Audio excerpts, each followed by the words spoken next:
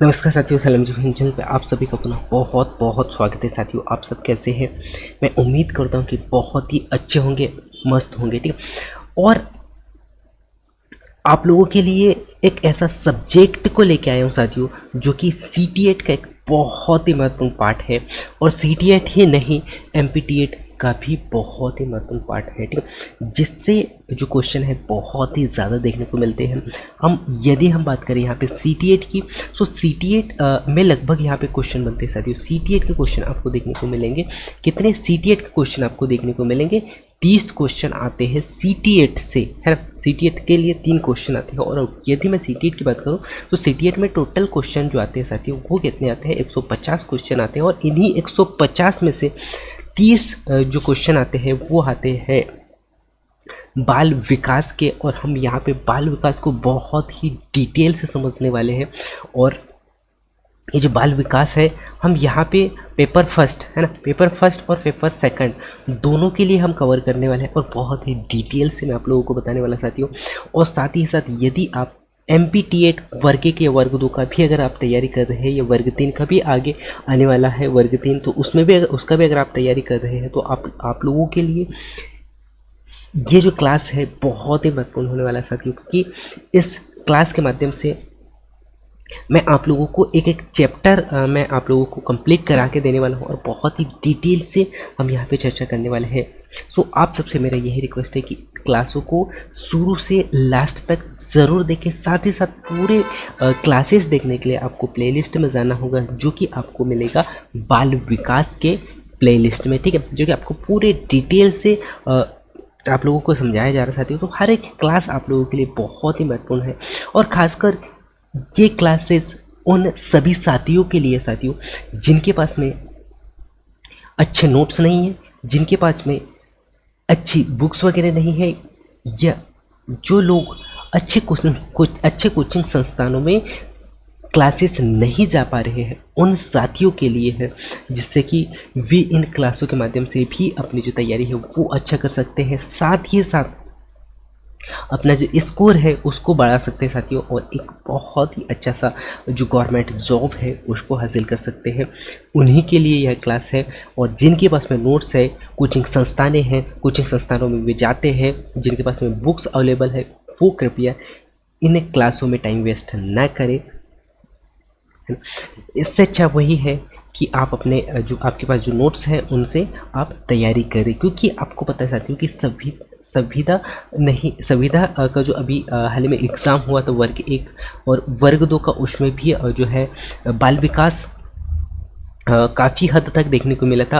और हम यहाँ पे टारगेट कर रहे हैं सीटीएट को। सीटीएट में आपको 30 नंबर का जो है बाल विकास आने वाला है ना। और बाल विकास से अगर आपको 30 नंबर बटोरना है साथियों, तो इसके लिए आपको प्रैक्टिस निरंतर जारी रखना होगा।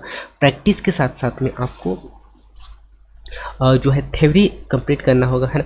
सो हम यहाँ पे पूरा डिटेल से समझने वाले हैं। साथ ही साथ मैं आप लोगों को प्रैक्टिस सेट भी दूंगा और आपको पीडीएफ के तौर पे नोट्स भी मिलने वाले हैं। ठीक है। सो अब मैं लेके चलता हूँ आप लोगों का समय ज़्यादा न लेते हुए, अब मैं लेके चलता हूँ साथियों क्लास की ओर। और हम यहाँ पे पहला जो चैप्टर है हमारा साथियों, बाल विकास की अवधारणा एवं इसका अधिगम से संबंध, है ना, अधिगम से संबंध, इसको हम यहाँ पे कवर करने वाले हैं। ठीक है। सो यहाँ पे हम सबसे पहले चर्चा करते हैं साथियों, क्या पहला जो पॉइंट हमें यहाँ पे दिखाई दे रहा है साथियों, विकास की अवधारणा। ठीक है। सो यदि मैं यहाँ पे बात करूँ साथियों विकास की अवधारणा की, ठीक, तो यदि मैं यहाँ पे चर्चा करूँ विकास की अवधारणा, सो विकास की अवधारणा कैसी है? विकास की अवधारणा की अगर यहाँ पे बात करें, तो यह कैसा है साथियों, यह एक जीवन पर्यंत, कैसा है यह, कैसा जीवन पर्यंत, है ना, कैसा जीवन पर्यंत, जीवन पर्यंत चलने वाली एक प्रक्रिया है ना। कैसा है? जीवन पर्यंत चलने वाली प्रक्रिया है, जिसके तहत क्या होता है साथियों, जिसमें विकास, यही प्रक्रिया के माध्यम से क्या होता है, बालक में शारीरिक, है ना, क्या होगा, बालक में शारीरिक, ठीक है, बालक में शारीरिक, क्रियात्मक, बालक में शारीरिक, क्रियात्मक, संज्ञानात्मक,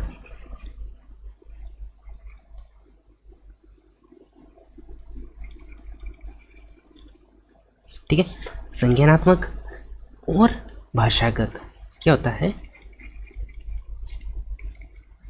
भाषागत, इनका क्या होता है यानी कि शारीरिक, क्रियात्मक, संज्ञानात्मक एवं भाषागत एवं संवेगात्मक एवं सामाजिक। संवेगात्मक एवं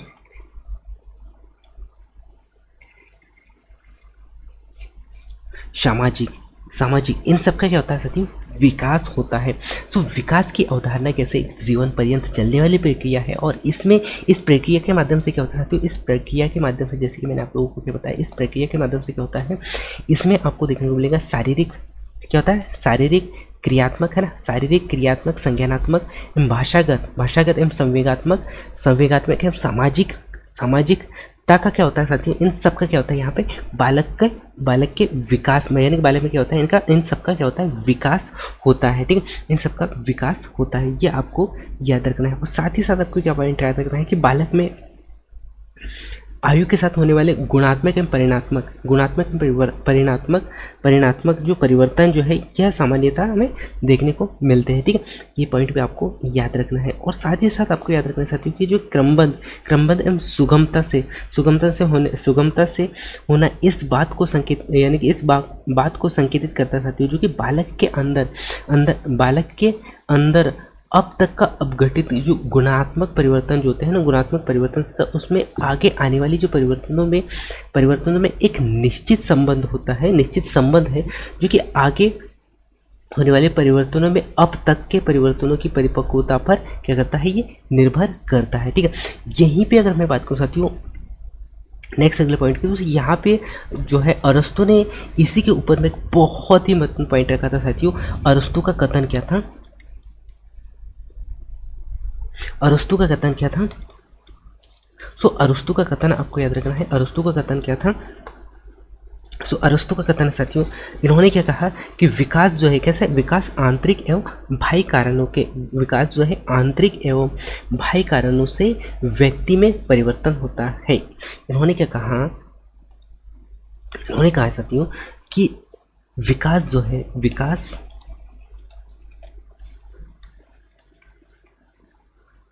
आंतरिक है ना, आंतरिक और बाह्य है ना, आंतरिक और बाह्य कारणों से क्या होगा, आंतरिक एवं बाह्य कारणों से क्या होता है, व्यक्ति में परिवर्तन होता है ना, क्या होता है, कारणों से व्यक्ति में क्या होगा, व्यक्ति में परिवर्तन होगा। ठीक है, क्या हो गया, व्यक्ति में परिवर्तन होगा, व्यक्ति में क्या होगा,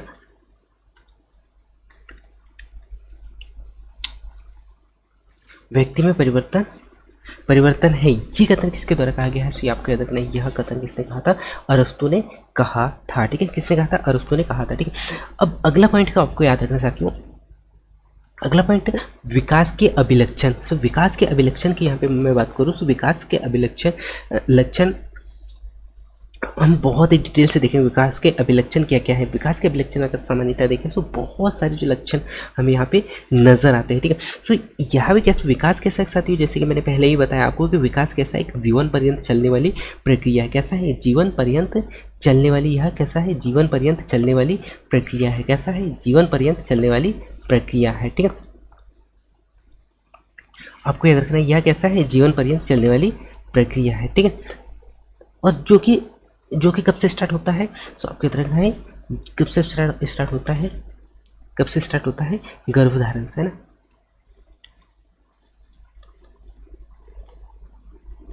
गर्भधारण से मृत्यु उपरांत, है ना, मृत्यु कब होता है, मृत्यु उपरांत तक होते रहती है। और मनोवैज्ञानिकों ने विकास के संदर्भ में विकास के विभिन्न अभिलक्षणों को भी बताया है, जो कि निम्न प्रकार से है। ठीक है, तो हम एक एक पॉइंट पे चर्चा करते हैं साथियों। पहला पॉइंट आपको क्या याद रखना है, पहला पॉइंट आपको याद रखना है क्या, कि पहला पॉइंट आपको याद रखना है कि विकास कैसा है, परिवर्तन, यानी कि विकासात्मक परिवर्तन सामान्यतः व्यक्तिगत, प्रगतिशील और नियमित होते हैं। कैसे होते हैं, व्यक्तिगत होते हैं, विकासात्मक परिवर्तन कैसे होते हैं, व्यक्तिगत कैसे होंगे। सो आपको एक एक पॉइंट को नोट करते हुए चलना होगा साथियों। क्या, क्या होते हैं?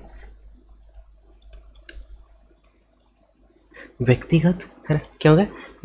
यानी कि व्यक्तिगत प्रगतिशील,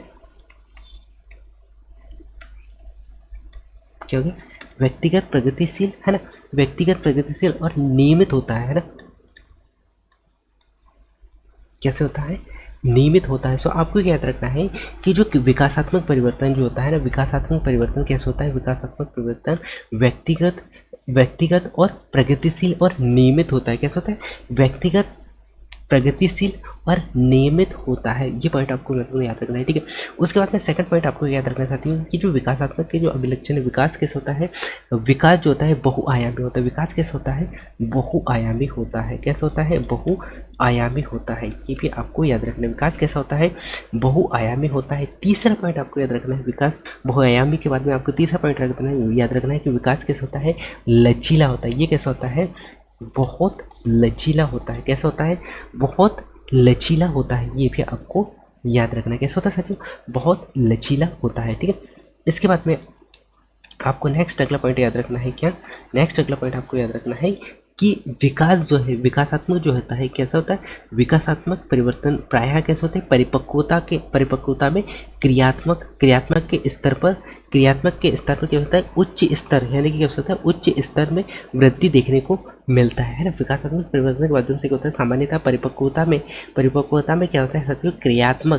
क्रियात्मकता के स्तर पर क्या होता है? उच्च स्तरीय वृद्धि हमें यहाँ पे देखने को मिलता है, ठीक है। यहीं पे अगर मैं बात करूँ साथियों नेक्स्ट अगले पॉइंट की, सो नेक्स्ट अगले पॉइंट क्या याद रखना है आपको कि जो विकासात्मक परिवर्तन कैसे होता है? विकासात्मक परिवर्तन मात्रात्मक होता है ना। विकासात्मक परिवर्तन कैसे होता है साथियों? विकासात्मक परिवर्तन कैसे होता है? विकासात्मक परिवर्तन कैसे होता है? विकासात्मक परिवर्तन कैसे होता है? मात्रात्मक होता है। क्या आपको याद रखना है? मात्रात्मक, है ना। कैसा? मात्रात्मक, ठीक है। मात्रात्मक कैसे होता है? मात्रात्मक होता है। जो कि मैं यहाँ पे आप लोगों को बहुत ही महत्वपूर्ण पॉइंट याद करवाना हूँ साथियों, ठीक है। इसके बाद में आपको याद रखना है, नेक्स्ट अगला पॉइंट आपको याद रखना है कि किशोर अवस्था के दौरान शारीरिक के साथ साथ में संवेगात्मक एवं सामाजिक और संज्ञानात्मक क्रियाओं में भी क्या होता है साथियों? तेजी से परिवर्तन होता है। सो इसी में क्या होता है साथियों? किशोर अवस्था के अगर मैं यहाँ पे बात करूँ, है ना, क्या होता है साथियों? किशोर अवस्था में क्या हो गया? इसमें किशोर अवस्था के अंतर्गत संवेगात्मक, क्रियात्मक, है ना, क्या हो गया?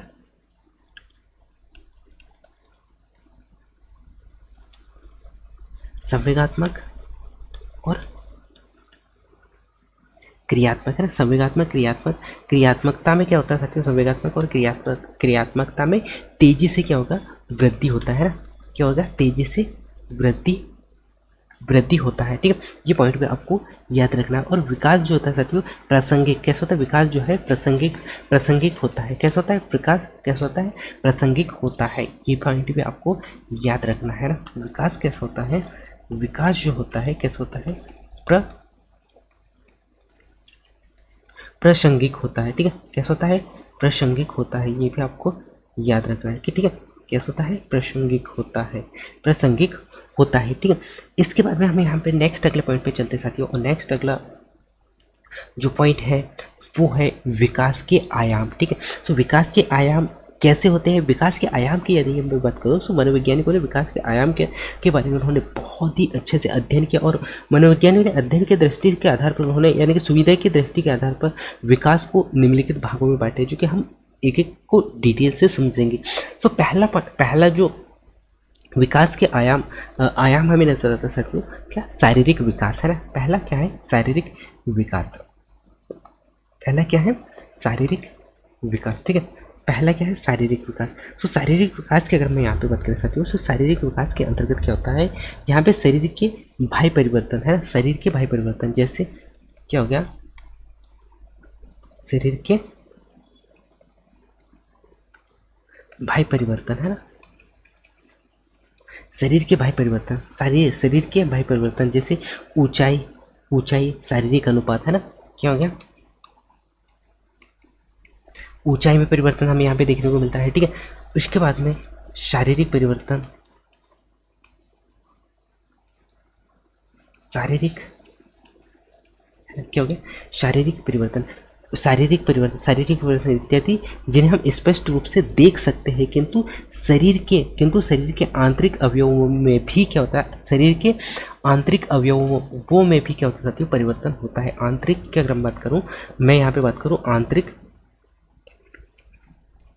आंतरिक शरीर यानी कि शरीर के कैसे, शरीर के आंतरिक भाग की भी अगर यदि मैं बात करूं तो वहाँ पे भी आंतरिक भाग में भी क्या होता है साथियों, यहाँ पे परिवर्तन होता है ना, क्या होता है, परिवर्तन होता है। शरीर के आंतरिक भागों में भी हमें यहाँ पे परिवर्तन होते हुए दिखाई देता है, ठीक है, ये भी आपको याद रखना है, ठीक है। इसके बाद में हम यहाँ पे नेक्स्ट अगले पॉइंट पे चलते हैं, और नेक्स्ट अगला पॉइंट जो है आपको याद रखना साथियों, जो कि बहुत ही महत्वपूर्ण है, ठीक है। प्रारंभ में क्या होता है साथियों, प्रारंभ में शिशुओं में क्या होता है, प्रारंभ में शिशु जो है अपने अपने हर प्रकार के यानी कि हर प्रकार के कार्य को करने के लिए कार्यों के लिए क्या होता है साथियों, ये दूसरों पर आश्रित होता है, दूसरों पर निर्भर होता है, ठीक है। ये पॉइंट आपको अच्छे से याद होगा, ये अच्छे से पता होगा, मैं ऐसा आशा करता हूँ, ठीक है। इसके बाद में हम यहाँ पे नेक्स्ट अगले पॉइंट पे चलते हैं, और नेक्स्ट अगला पॉइंट आपको याद रखना है, उस पर हम नज़र डालते हैं, ठीक है। सो क्या होता है साथियों, शारीरिक विकास पर जो बालक के जो यानी कि बालक में क्या होता है, अनुवांशिक गुणों का प्रभाव भी हमें यहाँ पे देखने को मिलता है ना। क्या होता है, अनुवांशिक गुणों का भी यहाँ पे प्रभाव जो है कैसा है, अनुवांशिक, है ना, ये आपको याद रखना है, अनुवांशिक क्या होता है, अनुवांशिक गुणों का प्रभाव भी हमें यहाँ पे देखने को मिलता है। साथ ही साथ इसके अतिरिक्त क्या होता है, बालक के परिवेश एवं उसके देखभाल का भी उसके शारीरिक विकास पर प्रभाव पड़ता है। यदि बच्चे में पर्याप्त मात्रा में यदि पोषण नहीं मिला, है ना, बच्चों को यदि पर्याप्त मात्रा में पोषण नहीं मिला तो भी उनके शारीरिक विकास में क्या होता है, शारीरिक विकास में परिवर्तन हमें यहाँ पे देखने को मिलता है, ठीक है। साथ ही साथ यहाँ पे क्या होता है साथियों, बालक की वृद्धि एवं विकास के बारे में यदि हम यहाँ पे बात करें तो इसमें शिक्षक को क्या होना चाहिए, शिक्षक को पर्याप्त जानकारी होना चाहिए, ताकि वे क्या होना चाहिए, ताकि वे बच्चों की रुचि, इच्छा एवं दृष्टिकोण एवं इस तरह की जो पूर्ण व्यवहार एवं शारीरिक वृद्धि एवं विकास पर जो निर्भर उनके जो लक्षण है उनको पहचान सके, ठीक है। साथ ही साथ बच्चों की शारीरिक वृद्धि एवं विकास के सामान्य ढांचे से परिचित होकर अध्यापक यह जान सकता है कि एक विशेष आयु स्तर पर बच्चों से क्या आशा की जा सकती है, और ये जानने का जो दायित्व होता है साथियों, वो होता है एक अध्यापक का, ठीक है। इसके बाद में हम अगले पॉइंट पे चलते हैं, और अगला पॉइंट क्या है, मानसिक विकास, ठीक है।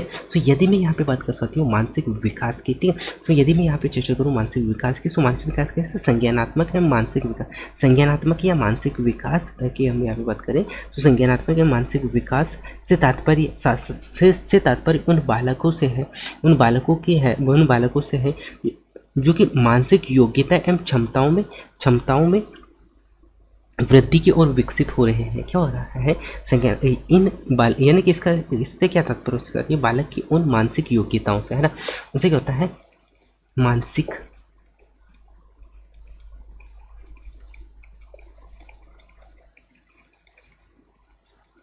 उन मानसिक योग्यताओं से है जिसमें वृद्धि और विकास यानी कि क्या होता है, योग्यताओं में है जो कि वृद्धि एवं विकास में है, ठीक है, जिसमें क्या होना चाहिए, वृद्धि एवं विकास, है ना,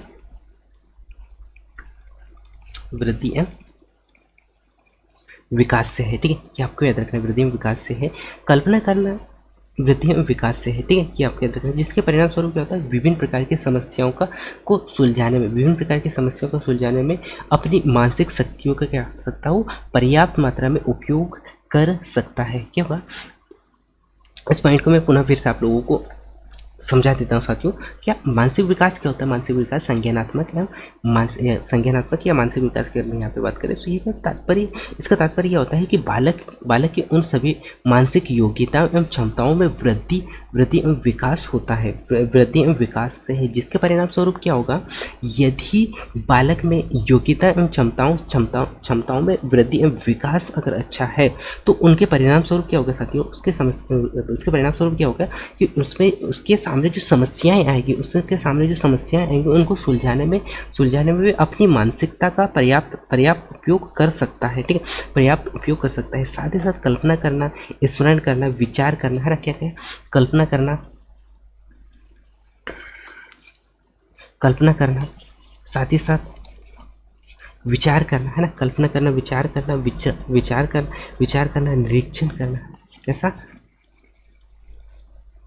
निरीक्षण करना, क्या, निरीक्षण करना, समस्या का समाधान एवं निर्णय लेना इत्यादि का जो योग है, इत्यादि की योग्यता संज्ञानात्मक विकास के फलस्वरूप ही होता है, ठीक है, कि आपको याद रखना है। और ये जो है जन्म के समय क्या होता है साथियों, जन्म के समय बालक में इस प्रकार की योग्यताओं का क्या होता है, अभाव होता है, क्योंकि बच्चे जो जन्म लेता है उस समय कल्पना, विचार और निरीक्षण इत्यादि का क्या होता है, उनमें अभाव होता है, अभाव होता है, ठीक है, कि आपको याद रखना, अभाव होता है। और धीरे धीरे आयु बढ़ने के साथ साथ में क्या होगा, आयु बढ़ने के साथ साथ में इन सभी गुणों का क्या होता है, ये सब गुण क्या होते हैं, बालक में विद्यमान होते रहते हैं। ये गुणों यानी कि इन गुणों की क्योंकि बालकों में वृद्धि होने लगती है, यानी कि बढ़ती रहती है, ठीक है। संज्ञानात्मक विकास के बारे में शिक्षक को क्या होना चाहिए, पर्याप्त जानकारी होना चाहिए, क्योंकि इसके अभाव में वह बालक की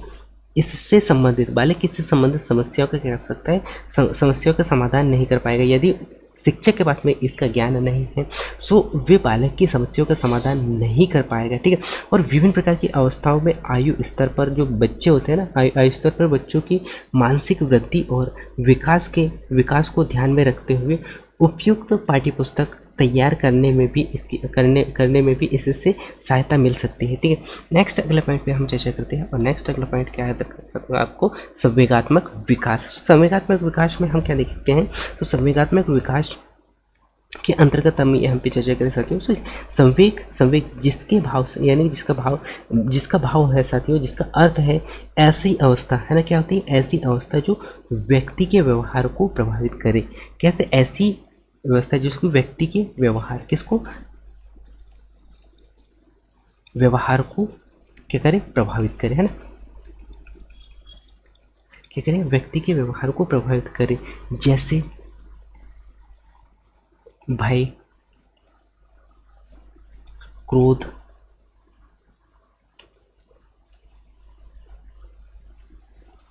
घृणा, है ना, भय, क्रोध, घृणा, स्नेह,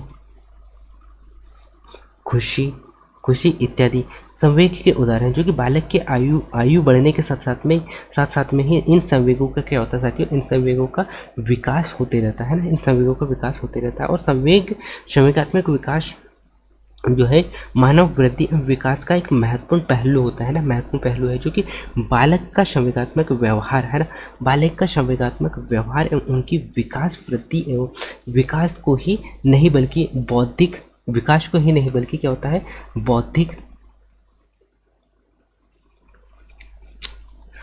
और सामाजिक एवं नैतिक, है ना,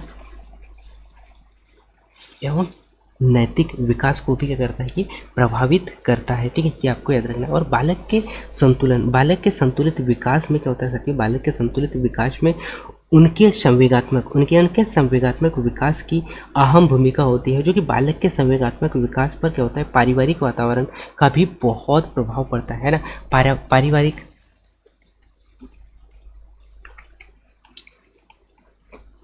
वातावरण का भी बहुत प्रभाव पड़ता है, ये भी आपको याद रखना है। साथ ही साथ विद्यालय में परिवेश और क्रियाकलापों की उचित प्रकार के संगठित कर अध्यापक बच्चों के संवेगात्मक विकास में भरपूर योगदान दे सकता है, ठीक है, ये आपको याद रखना है। इसके बाद में हम नेक्स्ट अगले पॉइंट पे चलते हैं, और नेक्स्ट अगला पॉइंट क्रियात्मक विकास, क्या आता है, क्रियात्मक विकास, ठीक है। तो यदि मैं यहाँ पे बात कर सकती हूँ क्रियात्मक विकास की, ठीक है, तो क्या होता है क्रियात्मक विकास के अंतर्गत कार्य करने की, यानी कि क्रियात्मक विकास के अंतर्गत क्या होगा, क्रियात्मक विकास के अंतर्गत,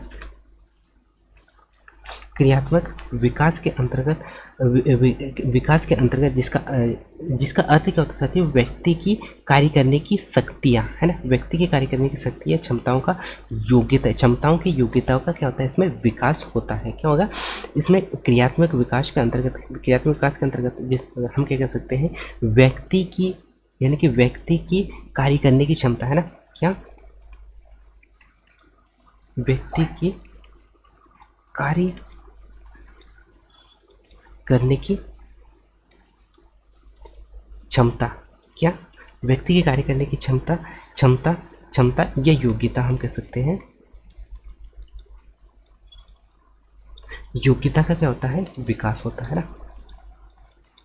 इसके अंतर्गत क्रियात्मक विकास के अंतर्गत जिसका अर्थ क्या होता है, क्रियात्मक विकास का अर्थ क्या होता है, व्यक्ति की कार्य करने की जो क्षमता होती है, व्यक्ति की कार्य करने की क्षमता एवं योग्यता का क्या होता है, इसमें विकास होता है। क्योंकि क्रियात्मक शक्तियाँ एवं क्षमताओं या योग्यताओं का अर्थ होता है ऐसी शारीरिक गतिविधियाँ या क्रियाएं जिसमें, यानी कि जिनको संपन्न करने के लिए मांसपेशियाँ, जिनको संपन्न करने के लिए क्या चाहिए, मांसपेशियाँ, है ना।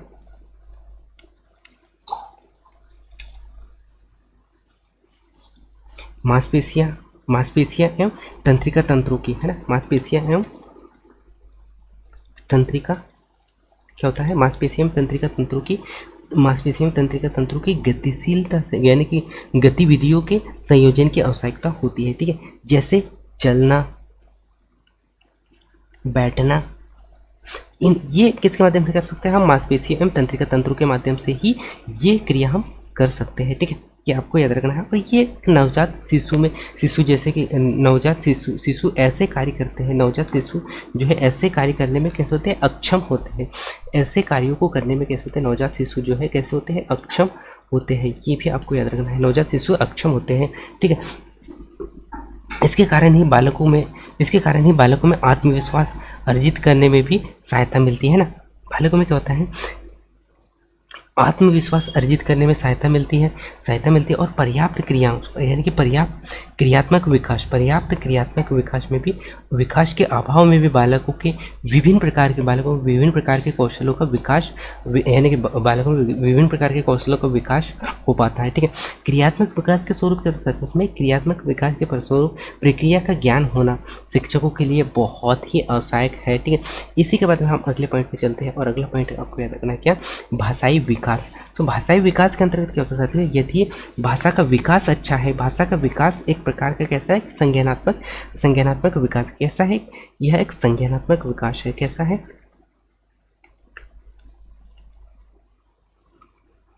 संज्ञानात्मक विकास है ना, कैसा है, संज्ञानात्मक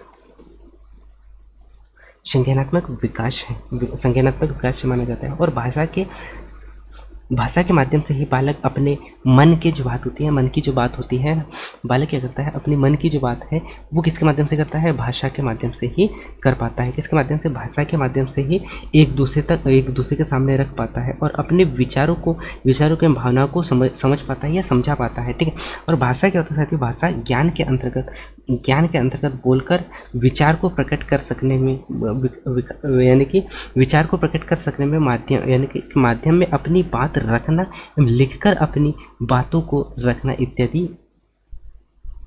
भाषा, यानी कि भाषा के माध्यम से हम कर सकते हैं। और ये अलग अलग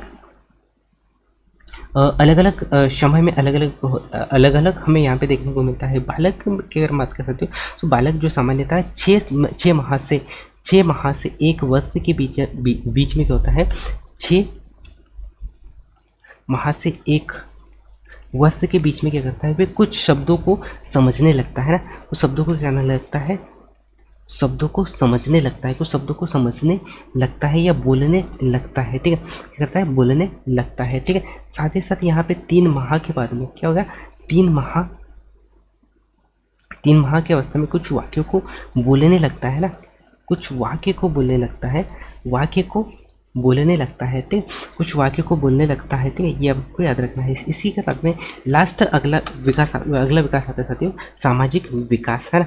क्या आता है लास्ट अगला? सामाजिक विकास, ठीक है। तो सामाजिक विकास की मैं यहाँ पे बात करूँ साथियों, सामाजिक विकास क्या होता है? सामाजिक विकास एक जिसका शाब्दिक अर्थ होता है साथियों, समाज के अंतर्गत रहकर विभिन्न पहलुओं को सीखना, है ना। क्या होता है इसका? समाज अंतर्गत, समाज के अंतर्गत या समाज के अंदर रहकर, समाज के अंदर रहकर विभिन्न पहलुओं को सीखना, है ना। क्या हो गया?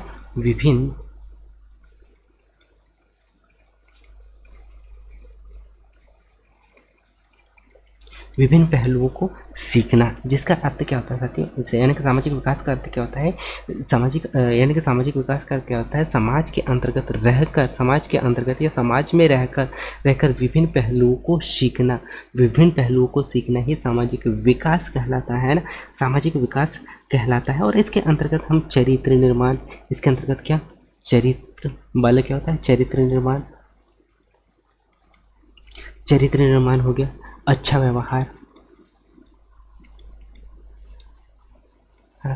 अच्छा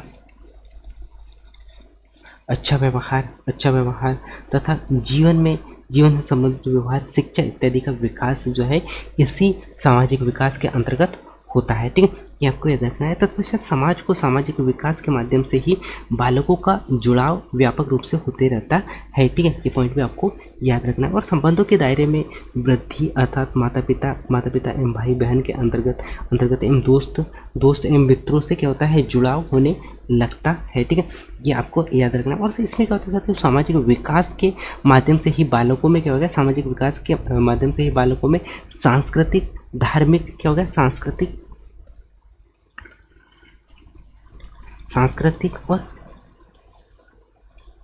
सांस्कृतिक और धार्मिक, है ना।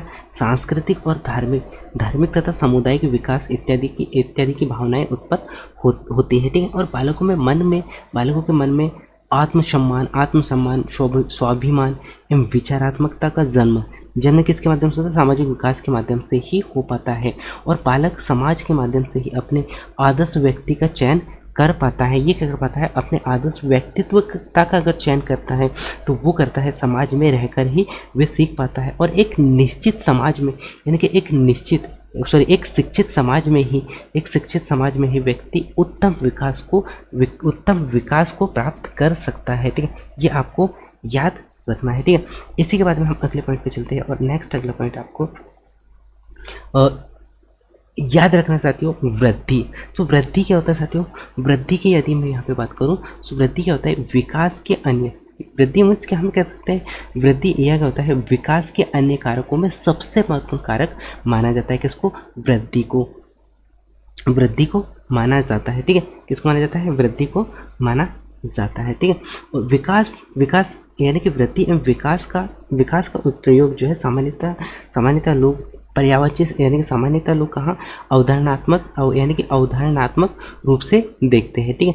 यदि मैं यहाँ पे वृद्धि और विकास को अलग अलग पहलुओं के तौर पे अगर देखूँ साथियों, विकास और वृद्धि को मैं अलग अलग यहाँ पे पार्ट में देखूँ साथियों, तो इसमें हमें अलग अलग पॉइंट हमें देखने को मिलता है। क्या कि यदि मैं बात करूँ वृद्धि की, वृद्धि शब्द का जो प्रयोग है, कैसा होता है? परिवर्तनों में हमें देखने को मिलता है। कैसे? परिणात्मक परिवर्तनों में देखने को मिलता है। कैसे? परिणात्मक परिवर्तनों में, है ना। कैसे? परिणात्मक परिवर्तनों में हमें देखने को मिलता है। जैसे बच्चे, यानी कि जैसे बच्चे के बड़े होने के साथ साथ में उनके आकार, क्या होता है साथियों? बच्चे के बड़े होने के साथ साथ में उनका आकार, ऊंचाई, लंबाई, है ना, लंबाई इत्यादि में क्या होता है? इत्यादि में हमें परिवर्तन देखने को मिलता है। यहीं पे यदि मैं बात करूँ विकास की, है ना, यहीं पे यदि मैं बात करूँ विकास की, तो विकास में क्या होता है, विकास शब्द का प्रयोग परिणात्मक परिवर्तन के साथ साथ में व्यवहारिक परिवर्तन में भी होता है।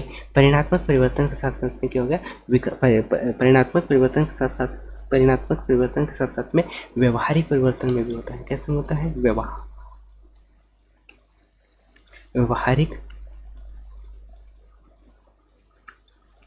व्यवहारिक परिवर्तन में भी दिखाई देता है ना। परिणात्मक परिवर्तन के साथ साथ में कैसा, परिणात्मक परिवर्तन के साथ साथ में व्यवहारिक परिवर्तन में भी हमें यहाँ पे देखने को मिलता है। ठीक है, क्या है, विकास और वृद्धि।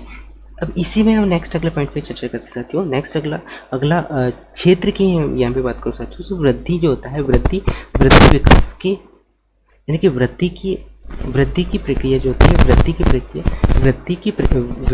की प्रक्रिया एक चरण में होती है ना। वृद्धि की प्रक्रिया कैसे होती है, एक चरण में होती है। ये कैसे होती है, एक चरण में होती है, जबकि विकास की यदि मैं बात करूँ तो विकास कैसा है, अपने आप में एक विस्तृत अर्थ रखता है, जिसका अर्थ तो एक भाग होता है ना, जिसका अर्थ क्या होता है, एक भाग होता है। ये कैसा अपने आप में एक विस्तृत अर्थ रखता है। ठीक है, इसी के बाद में परिपक्वता की हम यहाँ पे बात करें तो परिपक्वता, थर्ड पॉइंट,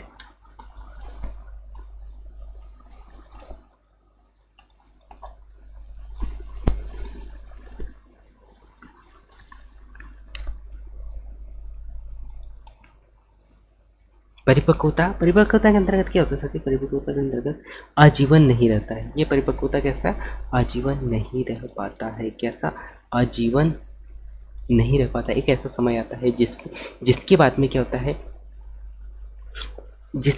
है, बालक में परिपक्वता होने के साथ साथ में ये क्या होता है, एक ऐसा समय आता है जिसमें उसके जो शारीरिक वृद्धि जो है वो कैसे रुक जाता है ना, रुक जाता है। जबकि विकास की यहाँ पे बात करें तो विकास कैसा, एक जीवन पर्यंत चलने वाली एक प्रक्रिया है, अर्थात कैसा एक सतत चलने वाली प्रक्रिया है। ठीक है, इसी के बाद में अगला पॉइंट आपको याद रखना है, विकास जो होता है बालक की शारीरिक वृद्धि को, यानी कि इसमें क्या होता है, बालक का जो शारीरिक वृद्धि होती रहती है ना, बालक में शारीरिक वृद्धि हो रही है, जिसका अर्थ क्या होता है, नहीं हो सकता है ना। बालक की शारीरिक वृद्धि, इसमें होता है शारीरिक वृद्धि होता है। जबकि विकास की अगर हम यहाँ पे बात कर सकते हो तो विकास में क्या होता है, बालक के विकास के लिए भी वृद्धि आवश्यक नहीं है। अर्थात यानी कि वृद्धि क्या होते हैं, वृद्धि के साथ साथ में क्या होता है, इसमें बालक के विकास में भी विकास से हम कह सकते हैं कि बालक के विकास के अंतर्गत क्या करता है, भी विभिन्न क्षमताओं का, उसमें क्या होता है, विभिन्न क्षमताओं का विकास होने लगता है, जिससे कि उसके सामने जो भी परेशानियाँ आती हैं उनको वे अच्छा से, यानी कि वह अच्छा से क्या कर सकता है, उनसे लड़ सकता है, उनका सही हल निकालने में क्या होता है, वे सक्षम हो पाता है। ठीक है, क्या होता है, निकालने में सक्षम हो पाता है। ठीक है, यहीं पे मैं बात करूँ वृद्धि तथा विकास को प्रभावित करने के कुछ महत्वपूर्ण जो कारक है उन पे हम एक एक पे चर्चा कर लेते हैं। ठीक है, सो क्या होता है साथियों, यदि मैं यहाँ पे बात करूँ वृद्धि तथा विकास को प्रभावित करने वाले कारक जो कि निम्न प्रकार से है। पहला जो है क्या है, पोषण, है ना। क्या होता है, पहला पोषण। तो यदि बालक में यदि वृद्धि तथा विकास का महत्वपूर्ण घटक कौन सा होता है, पोषक होता है। क्योंकि बालक को विकास के लिए उचित मात्रा में क्या चाहिए, बालक को विकास के लिए उचित मात्रा में चाहिए प्रोटीन, विटामिन, है ना, प्रोटीन विटामिन, है ना, प्रोटीन विटामिन, कार्बोहाइड्रेट्स, वसा,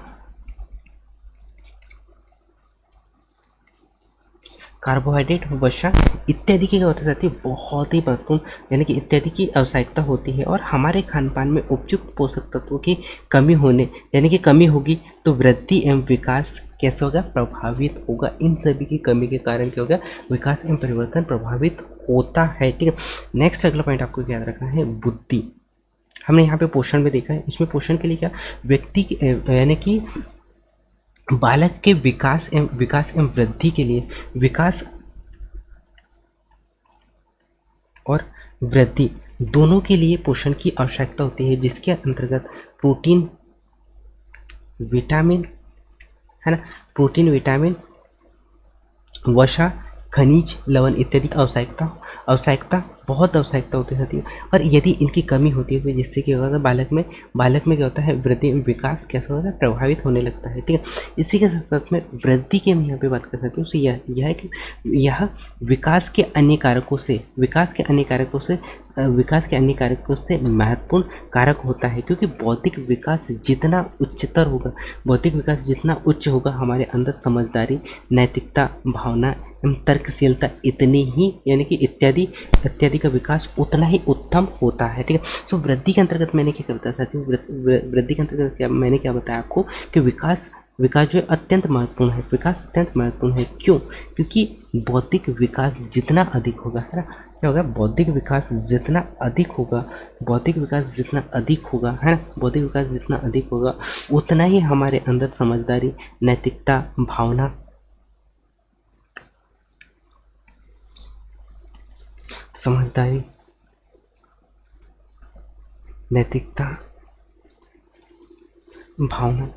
इत्यादि का क्या होता है, यहाँ पे विकास हो पाता है। ठीक है, ये आपको याद रखना है। ठीक है, इसी के बाद में नेक्स्ट अगला वंशानुगत स्थिति, यानी कि शारीरिक या मानसिक विकास की महत्वपूर्ण भूमिका निभाता है। माता पिता के जो गुण होते हैं या अवगुण का भी प्रभाव जो है बच्चों के शारीरिक बच्चों के वृद्धि एवं विकास को प्रभावित करते हैं ना, बच्चों के वृद्धि एवं विकास को प्रभावित करते हैं। साथ ही साथ एक नेक्स्ट अगला पॉइंट आपको याद रखना है, लिंग। ठीक है, तो क्या होता है लिंग, यानी कि लड़के एवं लड़कियों में विकास के क्रम की यहाँ पे बात कर सकते हैं। उससे विकास का जो क्रम है विविध प्रकार से देखी जाती है, जिसमें क्या होता है साथियों, विकास की गति जो है लड़कियों में तीव्र होती है। सामान्यतः हम यहाँ पे देखते हैं साथियों, सो क्या होता है, लड़के एवं लड़कियों में विकास का क्रम विविध प्रकार से देखी जाती है। किसी अवस्था में लड़की एवं लड़कियों की जो अवस्था जो होती है, यानी कि लड़कियों का जो विकास होता है अलग अलग या भिन्न भिन्न हमें यहाँ पे देखने को मिलता है। ठीक है, नेक्स्ट अगला वायु एवं प्रकाश। ठीक है, तो यदि मैं यहाँ पे बात करूँ साथियों वायु एवं प्रकाश की, तो शरीर को स्वस्थ रखने के लिए स्वच्छ वायु की आवश्यकता होती है। यदि स्वच्छ वायु न मिले तो बालक जो है वो कैसे हो सकता है, बीमार हो सकता है, और इसके अभाव में कार्य करने की जो क्षमता भी कैसे होती है, प्रभावित होती है, और कार्य करने की क्षमता प्रभावित होती है। साथ ही साथ शरीर के विकास के लिए क्या होना चाहिए, शरीर के विकास के लिए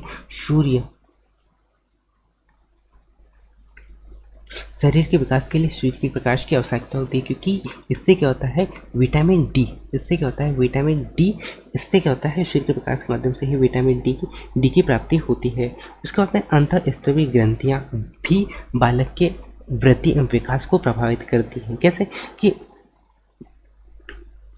शारीरिक यानी कि क्या होता है साथियों, इसके साथ साथ में क्या होता है, अंतःस्त्रवी ग्रंथियों से निकलने वाले जो हार्मोन्स होते हैं ना, हार्मोन्स बालक एवं बालिकाओं के शारीरिक विकास को भी प्रभावित करते हैं। ठीक है, ये आपको याद रखना है। ठीक है, इस पर हमने चर्चा कर ली। ठीक है, अब वृद्धि की अवस्थाओं पर नजर डाल लेते हैं, क्योंकि वृद्धि की अवस्था भी निम्न प्रकार से है, उनको हम एक एक को देखते हैं। ठीक है, सो वृद्धि की जो अवस्थाएं होती हैं वो पहला अवस्था होती है साथियों, पहला अवस्था क्या होती है, शैशव अवस्था। पहला अवस्था कौन सी होती है, शैशव अवस्था, है ना, पहला अवस्था कौन सी होती है, शैशव अवस्था। पहला कौन सी होती है, शैशव अवस्था। कौन सी होती है, शैशव अवस्था, है ना।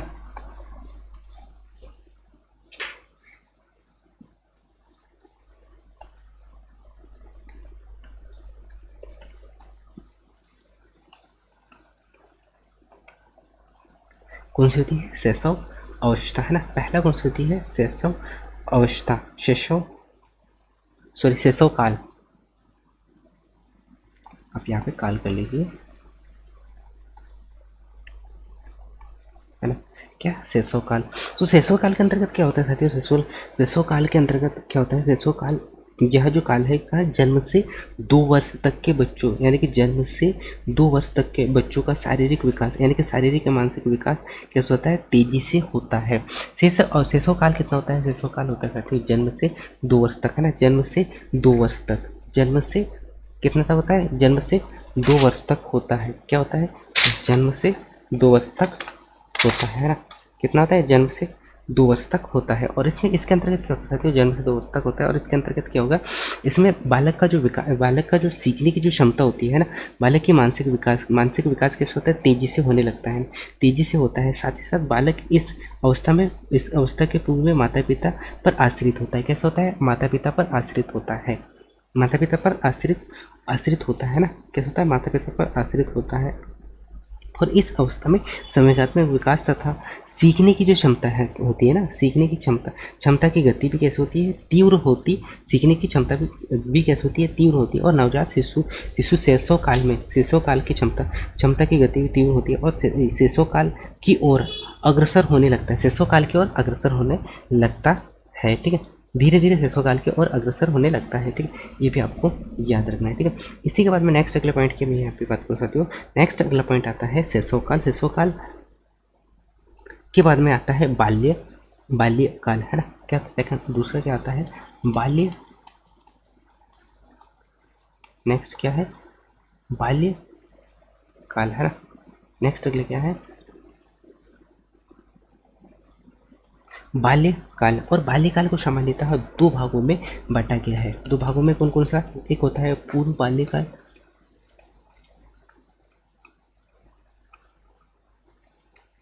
है ना, और दूसरा होता है साथियों, दूसरा क्या होता है, उत्तर बाल्यकाल।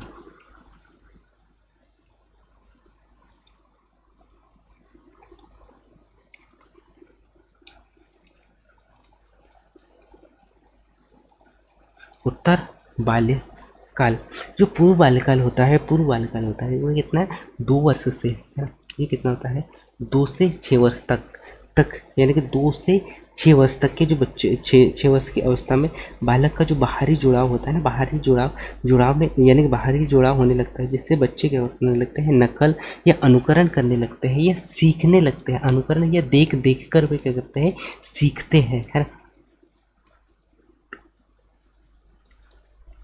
देख कर वे करें सीखने लगते हैं। सो ये कब होता है साथियों, पूर्व वाले काल में होता है। यहीं पे यदि मैं बात करूँ उत्तर बाल्यकाल के, है ना, उत्तर बाल्यकाल के। सो उत्तर बाल्यकाल के अंतर्गत ये इसका जो समय पीरियड क्या होता है, इसका जो समय होता है 6 से 12 वर्ष तक। कितना, 6 से 12 वर्ष तक उत्तर बाल्यकाल चलता है। और इसके अंतर्गत क्या होता है, इसमें क्या होता है, नैतिक सामाजिक एवं तर्कशीलता इत्यादि का क्या होता है, विकास होने लगता है ना। नैतिक,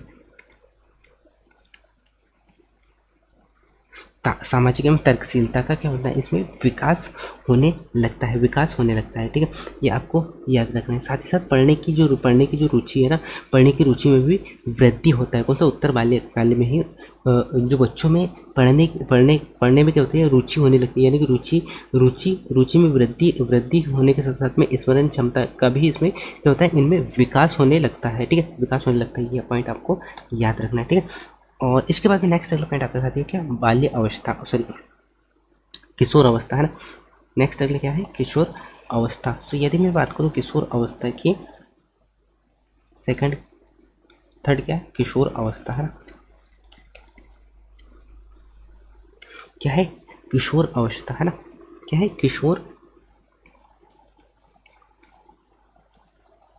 किशोर अवस्था। सो किशोर अवस्था का जो समय पीरियड है साथियों, वो है 12 से 18, है ना।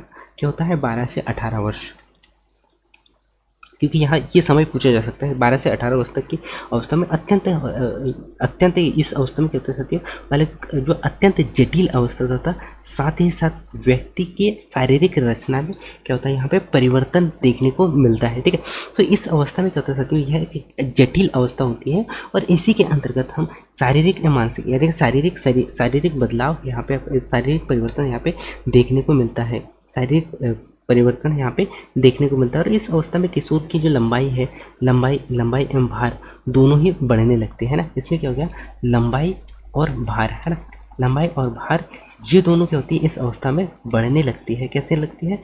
बढ़ने लगती है ना,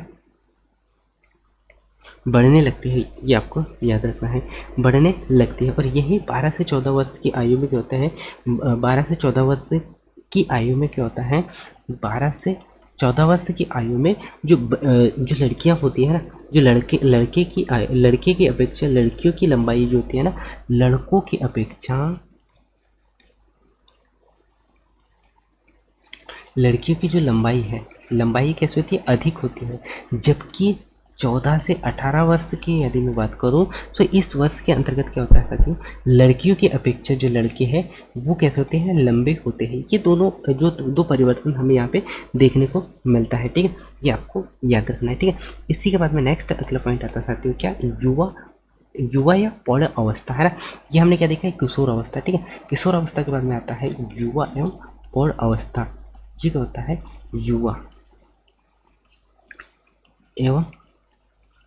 युवा एवं पौड़ अवस्था है ना, युवा पौड़ अवस्था, युवा पौड़ अवस्था एवं नहीं मान सकते इसको, युवा पौड़ अवस्था। ठीक है, क्या होता है? युवा पौड़ अवस्था, युवा पौड़ अवस्था, पौड़ युवा पौड़ अवस्था। युवा पौड़ अवस्था का जो समय पीरियड होता है साथियों वो होता है 18 से 40 वर्ष तक है ना, 18 से 40 वर्ष तक। और इसमें क्या होता है? किशोर एवं युवा पौड़ अवस्था कोई निश्चित आयु, इनका क्या होता है? कोई निश्चित आयु नहीं होता है। इस अवस्था में मानव विकास में एक निश्चित परिपक्वता करने से प्राप्त होती है ना, ग्रहण करने से प्राप्त होती है। नेक्स्ट अगला आता है परिपक्व पौड़ अवस्था है ना। क्या होता है? परिपक्व पौड़ अवस्था। नेक्स्ट आता है परिपक्व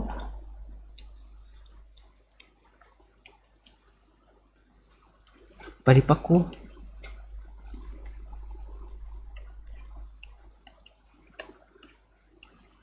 परिपक्व पौड़ अवस्था। और परिपक्व पौड़ अवस्था क्या होते हैं? यह 40 से 65 वर्ष की अवस्था में, तो 65 वर्ष की अवस्था में, तो इसमें शारीरिक गिरावट आने लगती है, साथ ही साथ बाल सफेद होने लगते हैं और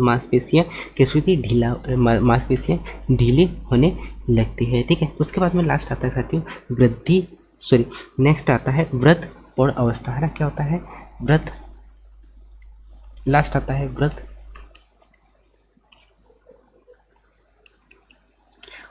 पौड़ अवस्था। और व्रत पौड़ अवस्था 65 से अधिक होता है। ठीक है, 65 से अधिक होता है। इसमें क्या होता है? शारीरिक क्षमता का कमजोर होने लगता है और साथ ही साथ सामाजिक, आध्यात्मिक, धार्मिक तथा सांस्कृतिक है ना। साथ ही साथ क्या हो गया इसमें? सामाजिक,